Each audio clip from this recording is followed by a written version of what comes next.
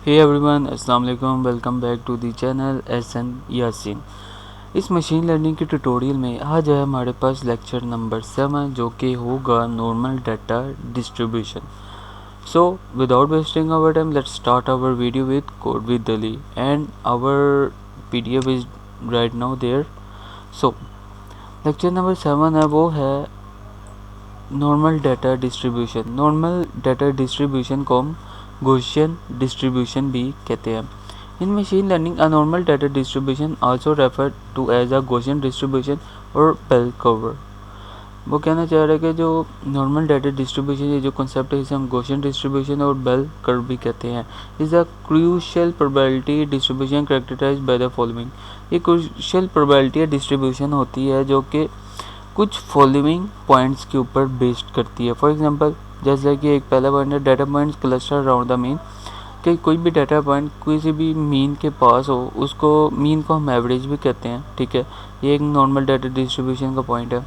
Data point gradually taper out toward the extreme. जो data points जो होते हैं वो ग्रेजुअली कोई भी एक्सट्रीम जो वैल्यूज होंगे ना जो उसके ऊपर साइड पे सबसे जैसे कि 0 नीचे 9th ऊपर है, जो 9th होगा वो उसकी एक्सट्रीम वैल्यू होगी। तो डाटा पॉइंट ज़्यादातर टेपर ऑफ होंगे किसकी उसकी एक्सट्रीम वैल्यू पर। The distribution is symmetric about the mean. जो डिस्ट्रीब्यूशन है वो सिमेट्रिक होगा मीन को लेकर। नॉर्मल डाटा डिस्ट्रीब्यूशन बेसिकली आप लोगों ने पढ़ा होगा अपने, अगर हम थोड़ा सा पास्ट में जाएं जब आप लोग 9, 10 या फर्स्ट ईयर सेकेंड ईयर में थे वहाँ पर आप स्टैटिस्टिक्स पढ़ते थे। ठीक है, उसके अंदर आप लोगों ने नॉर्मल डाटा डिस्ट्रीब्यूशन पढ़ा होगा कि ये एक ग्राफ के अंदर हमें कोई भी ग्राफ के अंदर हमें डाटा शो करता है। ठीक है, इसके आगे जाके एग्जांपल दूंगा लेकिन उससे पहले हम कुछ इसके की करैक्टरिस्टिक्स देख लेते हैं। की करैक्टरिस्टिक में एक तो होता है मीन जिसका सिंबल है ये, इस यू को लंबा कर लेते हैं। ये क्या होता है? The central value around which data point cluster. Mean वो वैल्यू है, मतलब कि ये सेंट्रल वैल्यू है किसके अराउंड, जहाँ पर डाटा पॉइंट्स क्लस्टर पड़े हों। ठीक है, स्टैंडर्ड डेविएशन एक होता है, इसके अंदर सिग्नल साइन होता है। A measure of the spread dispersion of data point. ये क्या करता है कि मेजर होता है किसका होता है, स्प्रेड का या डिस्पर्जन ऑफ डाटा पॉइंट्स का। Smaller standard deviation indicate data point are closely pack around the mean. जो स्मॉलर जो होते हैं सबसे छोटे स्टैंडर्ड डेविएशन वो बताते हैं कि जो डाटा पॉइंट जो है ना हमारे पास वो मीन के बहुत क्लोजली पैक्ड है। ठीक है, high largest value suggest data is more spread हो। जो कि लार्जेस्ट वैल्यू होंगे वो हमें यही बताएगा कि जो डाटा है ना वो बहुत ज़्यादा स्प्रेड आउट हुआ पड़ा है। Symmetry, the distribution is perfectly symmetric around the mean. जो डिस्ट्रीब्यूशन है वो परफेक्टली सिमेट्रिक होता है अराउंड किसके, मीन के। Meaning the left and right side of the curve are mirror images. बताने का मतलब ये है कि जो लेफ्ट और राइट साइड है ना कर्व की वो किस तरह दिखती है, जैसे लाइक एक मिरर है उसके अंदर जो हमें इमेज शो होती है। ठीक है, ये थी इसकी की करैक्टरिस्टिक्स।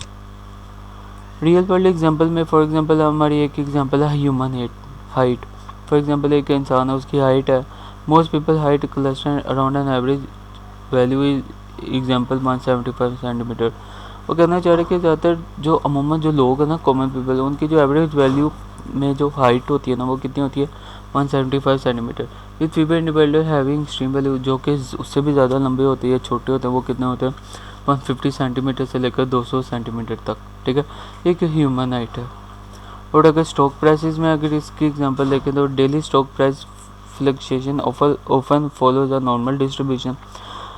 रोज़ाना की जो स्टॉक प्राइस जो ऊपर नीचे होती रहती है वो किसे फॉलो करती है, normal distribution. With most prices cluster near the average, जिसकी मदद से बहुत सी प्राइसेस होती है वो एवरेज के नियर ही क्लस्टर कर रही होती हैं। अगर हम तीसरी एग्जांपल देखें वो है IQ स्कोर्स। IQ स्कोर में क्या होता है, intelligence question score typically follow a bell curve.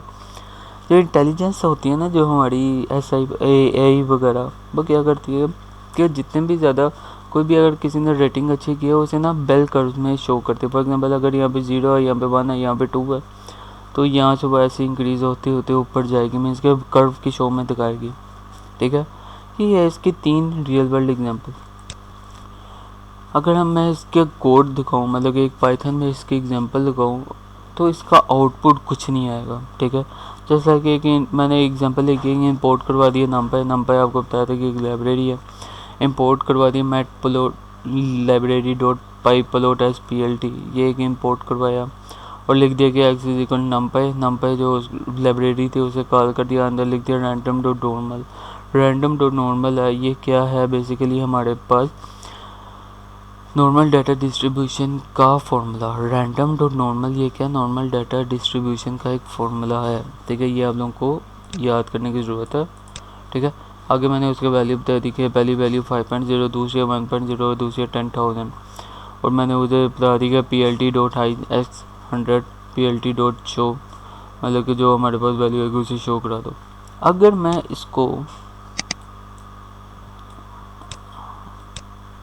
मैं इसको एज इट इज़ आप लोगों को अगर मैं यहाँ पर चेक करके दिखाऊं तो देखते हैं इसका क्या फॉर्मूला, इसका रिज़ल्ट क्या आता है, ठीक है। अगर मैं इसे रन करता हूँ तो उसने कहा कि error trace back most recent call list file main.py वगैरह वगैरह। मतलब कि उसने कहा कि कोड ख़त्म हो गया एरर के साथ। ये कोड एरर के साथ क्यों ख़त्म हुआ, इसकी वजह पता क्या, इसकी वजह ये है कि अच्छा अभी तो हमें यहाँ पे तो इसका जो कंपाइलर है उसने कहा कि भाई ये एरर आ गया। अगर मैं एज इट इज़ कोड को अपनी चैट जीपीटी को तो आप लोगों को पता ही होगा, अगर मैं यहाँ पर आके पेस्ट करूँ, इसे लिखूँ के एंड पे के show me the output of the following command, देख लेंगे क्या आता है इसका। अगर मैं इसको यहाँ पर शो कराता हूँ, मतलब कि इसका अगर आउटपुट मैं यहाँ पर देखूँ तो ये थोड़ा सा टाइम लेगा एनालाइजिंग में, इसके इस पूरे कोड के एनालाइज कर रहा है। तो अगर मैंने इसका यहाँ पर मैंने अगर प्रिंट करवाया तो उसने क्या किया कि उसने मेरी वैल्यूज़ रखी हैं कि 5.0 से लेकर कहाँ तक वैल्यूज़ हैं, 10,000 तक है, ठीक है। उसने मुझे इस ग्राफ की फॉर्म में मुझे डाटा दे दिया है, ठीक है। मतलब कि ग्राफ की फॉर्म में मुझे उसने आउटपुट दिया। बताने का मकसद ये है कि ये जितने भी होगी normal data distribution, histogram, scatter plot, ये इंशाल्लाह ये हम आगे जाके पढ़ेंगे भी, ठीक है, और समझेंगे भी कि ये बेसिकली है क्या।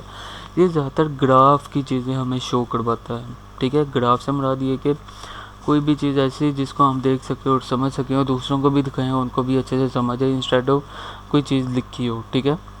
ये जो है नॉर्मल डाटा डिस्ट्रीब्यूशन इसके ऊपर काम करता है, ठीक है।